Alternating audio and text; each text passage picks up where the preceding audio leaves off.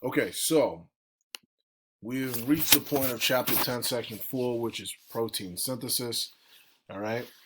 Now, again, I'll probably add these do now questions to a Google form, which you should answer.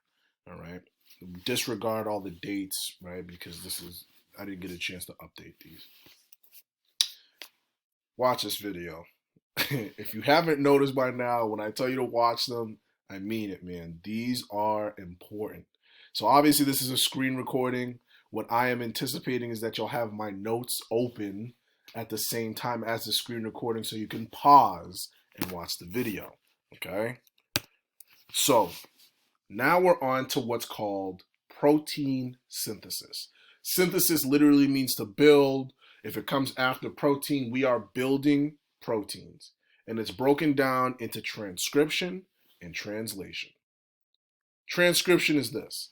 So far we've covered 10.1, which is just history, 10.2, which is the structure of DNA, 10.3 is how you're going to replicate, meaning make a copy of DNA. 10.4 is how we take the DNA and then make an RNA protein off of the DNA original strand. That starts with transcription. First, it starts as RNA polymerase. RNA polymerase is another enzyme which is going to um, bind to the DNA, right? Cause it to unwind essentially, and it's where this happens. We add a base pair, add a base pair, add a base pair, add a base pair, add a base pair, and then we eventually end up with some type of RNA product.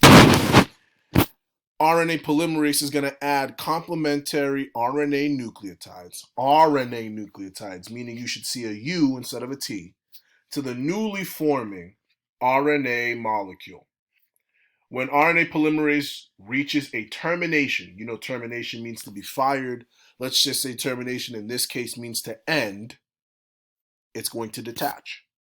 But then, so this form of RNA is actually known as mRNA.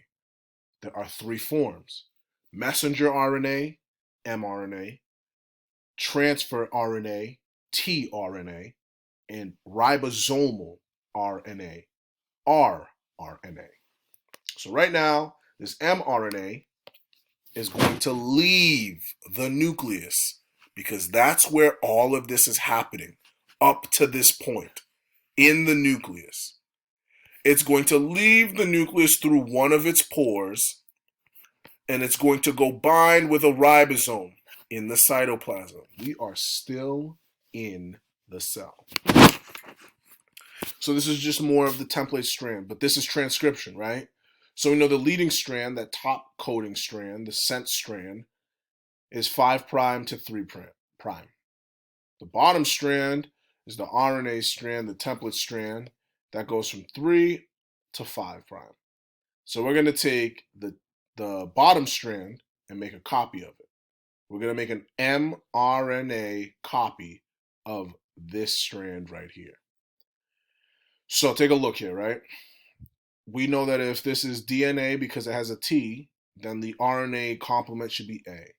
If it's an A, the RNA complement should be a U. If it's a C, G always goes with it. If it's a G, C always goes with it. Complementary RNA strands for the following DNA sequence. DNA would be found as GCG, TATG. RNA should be C going with G, G going with C, C going with G, A going with T, U with an A with T, and then a C with a G. Now, this is where those amino acids come into play even more. So there's 20 of them, right? And what did I call these three-letter combinations? These are what you call codons. Okay?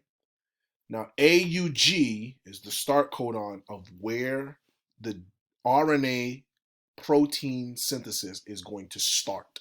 It is the start codon.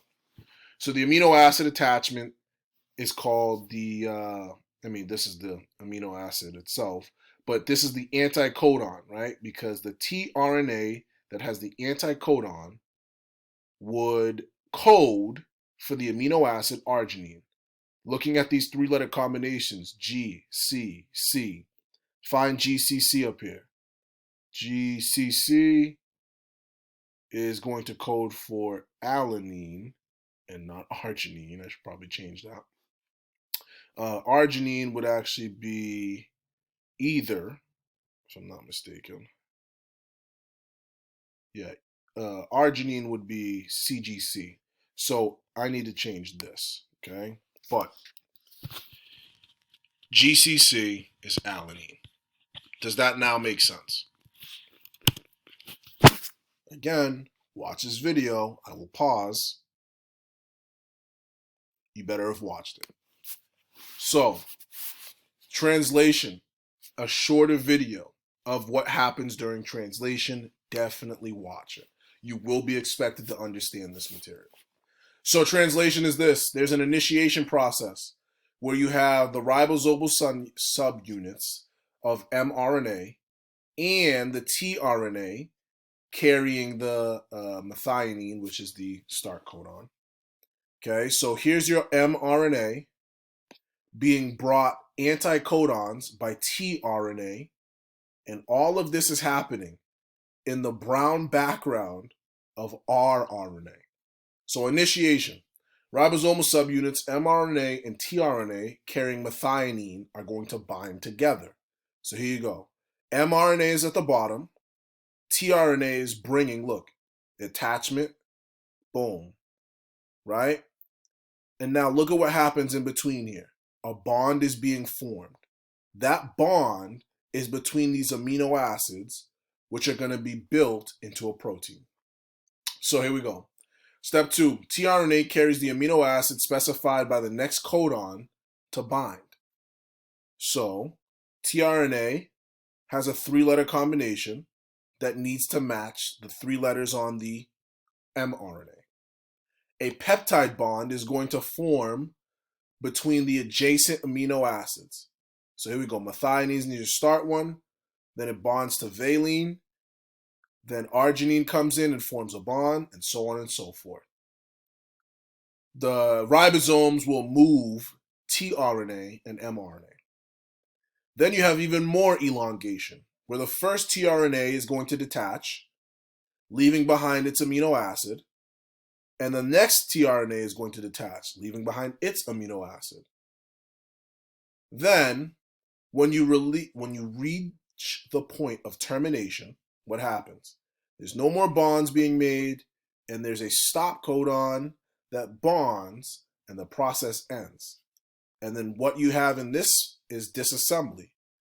You have this this termination factor, termination protein, which causes the ribosome to fall apart.